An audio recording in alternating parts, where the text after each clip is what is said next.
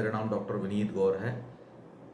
मैं मैं इस वीडियो की शुरुआत आज इस न्यूज़ से करना चाहता हूँ। इस न्यूज़ में आप देखेंगे कि चाइना के जो प्रोडक्ट हैं इंडियन लोगों ने काफ़ी कम कर दिए हैं, लेकिन फिर भी जो इम्पोर्ट है, जो चाइना से माल आ रहा है, वो पहले की अपेक्षा बढ़ गया है। तो ये कैसे हुआ है, ये बहुत इम्पोर्टेंट बात है।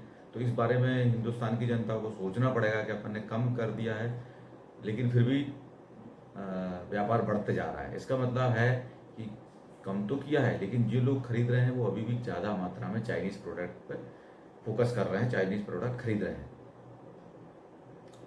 तो जो चाइनीज़ प्रोडक्ट जनरली अपन खरीद रहे हैं वो उसमें क्या है, फ़ोन्स हैं, फेस्टिवल के टाइम के जो चीज़ें हैं और खिलौने हैं। तो वो चीज़ ज़्यादा है। जैसे आप देखेंगे चाइनीज़ जो मोबाइल हैं, जैसे ओप्पो है, वीवो है, शाओमी है, रियलमी है, जोको है, ये और भी प्रोडक्ट और भी मोबाइल आते हैं, लेकिन ये प्रमुख ब्रांड हैं जो कि इंडिया में अवेलेबल है। दूसरा जो खिलौने हैं, खिलौने भी लार्ज स्केल पे आपको देखेंगे, किसी भी छोटी दुकान पे चले जाएंगे, बड़ी दुकान देखेंगे तो सब चाइनीज़ प्रोडक्ट आपको मिलेंगे। इसके बाद जो फेस्टिवल आते हैं, जैसे अभी कुछ दिनों बाद आपको रक्षाबंधन आ रहा है, तो राखी है, राखी के साथ साथ और भी जो डेकोरेशन की चीज़ हैं वो आपको मिलेंगी। इसके बाद आप दिवाली पे जाएंगे तो दिवाली में तो पूरा मार्केट ही चाइनीज़ प्रोडक्ट से पटा हुआ रहता है। 90-95% आपको चाइनीज़ प्रोडक्ट मिलेंगे, दिया, झालर, मूर्ति, एवरीथिंग। उसके बाद अपन जाएंगे होली पे, तो होली पे पिचकारी हैं, होली पे रंग हैं, और भी तमाम डेकोरेशन चीज़ आपको मिलेंगी। तो ये बड़ा चिंता का विषय है कि हम चाइनीज़ के ऊपर डिपेंडेंट होते जा रहे हैं, जबकि आत्मनिर्भर भारत की तरफ अपने को काम करना चाहिए। तो इसमें क्या रहता है, अपन 3 लेवल पे अपन काम कर सकते हैं, तो आगे जाके अपने इसके रिजल्ट थोड़े बेहतर होंगे। सबसे पहले ये बात हो कि जनता को, जो हिंदुस्तान की जनता है, उनको थोड़ा सोचना पड़ेगा कि हमें चाइनीज़ प्रोडक्ट नहीं खरीदना, चाहे कुछ भी हो जाए।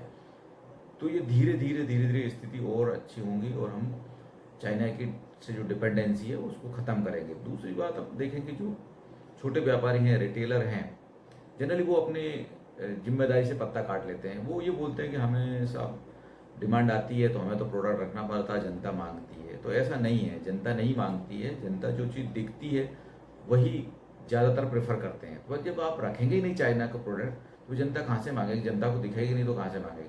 तो छोटे व्यापारी को अपनी जिम्मेदारी समझना पड़ेगा, देश के प्रति उनकी भी कुछ जिम्मेदारी है, उसको भी समझना पड़ेगा कि भाई धंधा या कमाई सब कुछ नहीं है।